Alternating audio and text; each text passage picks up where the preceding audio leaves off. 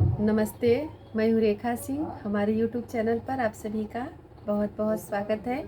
हम आप सबको सोहर गीत सुनाएंगे जो कि मैहर वाली माता का है।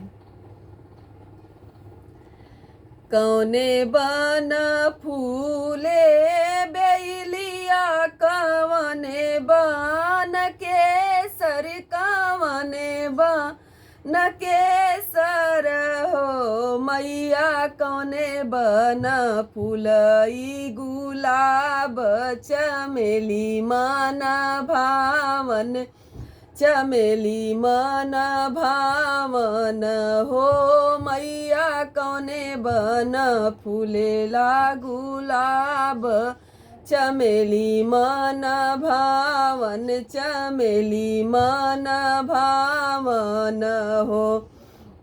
चुनी चुनी फूलवा लियाऊँ त गजरा गुछायूँ त गजरा गुछायूँ हो।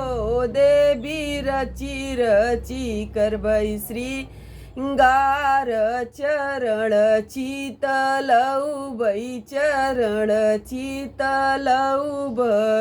हो।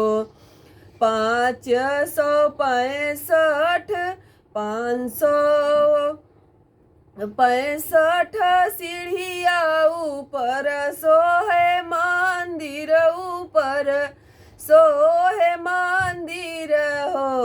जहवा ठंडी ठंडी बहता बयार, निरखी मन मोहई, निरखी मन मोहई हो।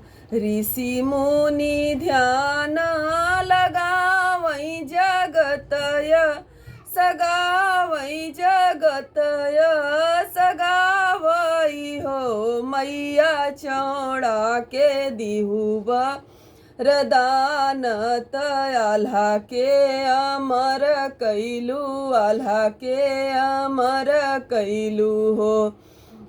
बाट्यू बहुत वरदानी है शारदा भवानी, है शारदा भवानी हो।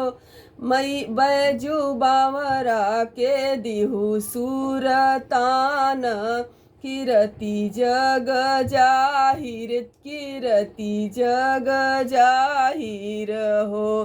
मैया के पूजा करई बई, चरण चित धरबई, चरण चित धरबई हो मैया, रेखा सिंह कैलू खियाल, सरस स्वर पायूँ, सरस स्वर पायूँ हो। बोलो मैहर वाली मैया।